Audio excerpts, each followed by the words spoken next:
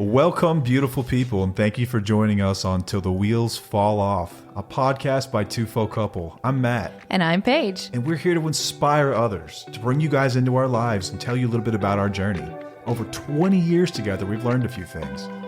We're going to work toward being the best version of yourself possible. We're going to dig into building a positive mindset, discuss mental health, addiction recovery, improving fitness, building businesses, and insight into what it takes to navigate life today.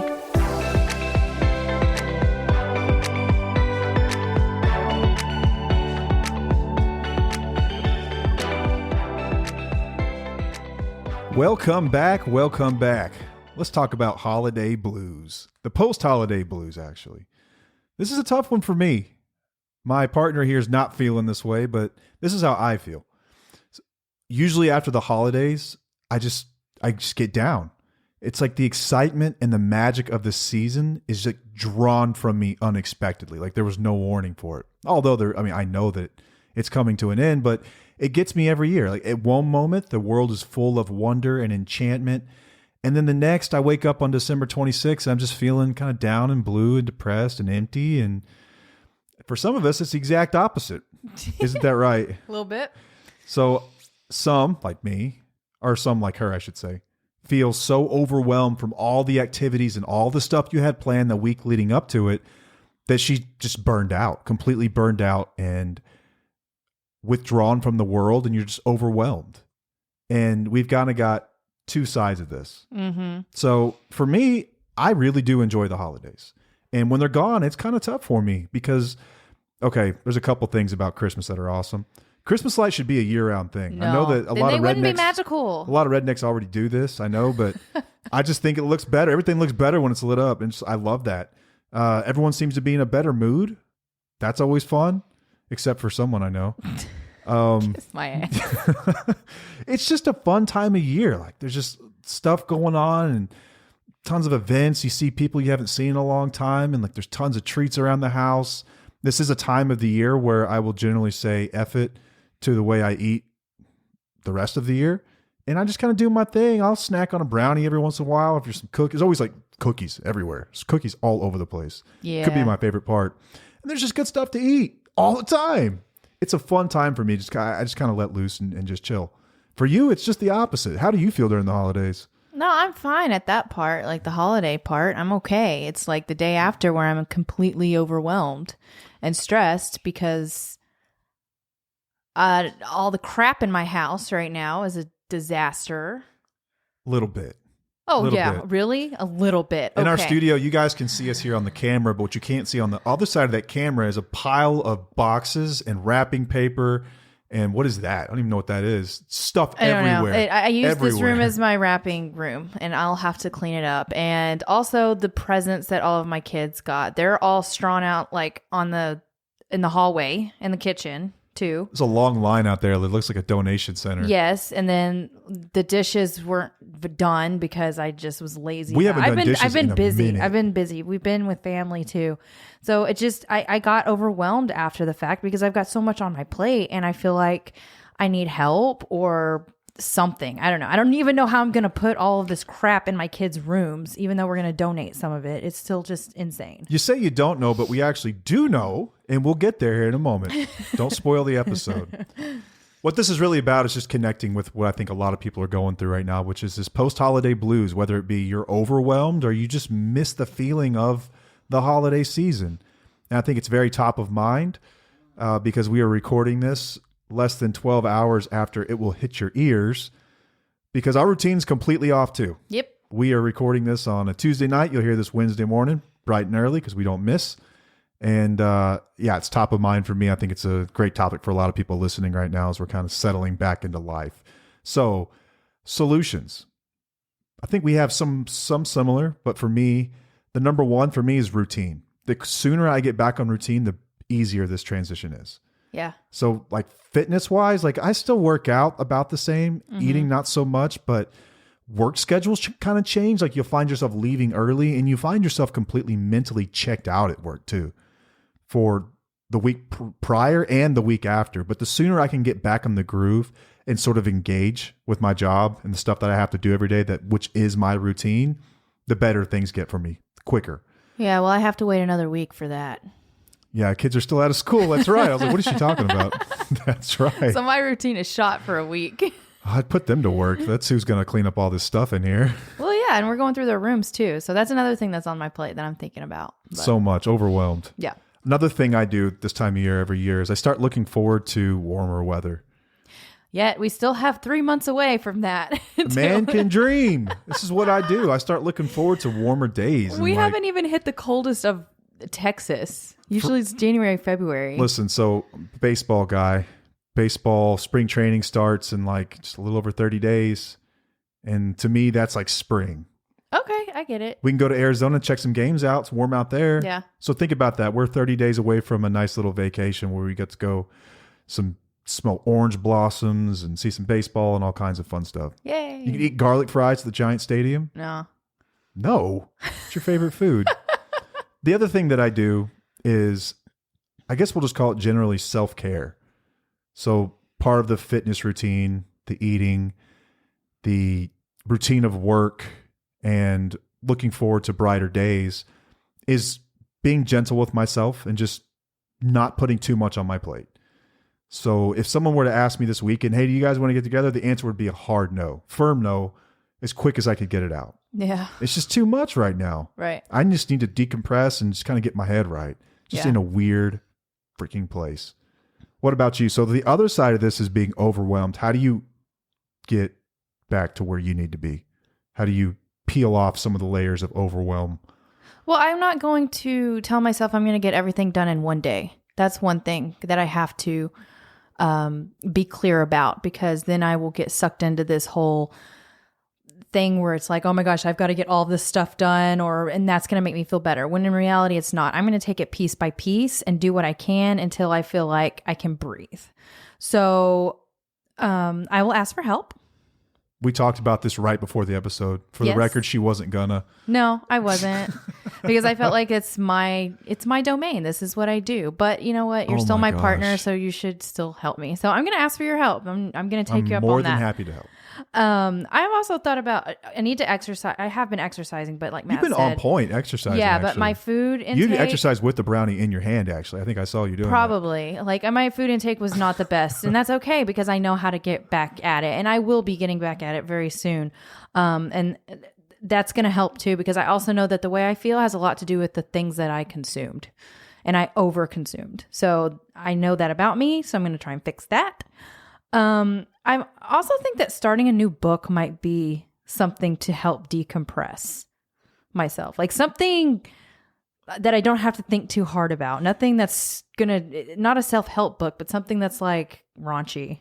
Raunchy? I was just going to say some fiction of some kind, but we can go raunchy. That's fine. I actually like when you read raunchy books. I know you do. Come home every day, you give me a funny look. I'm like, is she like hitting on me right now? She's in the mood. Yeah, so I might start a new book just disappear into a world of literature, theater of the mind. It's so much fun. Yeah, and I think that I might need that. My brain, I get overstimulated very easily. For sure. I am an HSP. We've talked about this, and being around people a lot really takes it out of me, and I have to find ways to decompress, and that's what I need to do.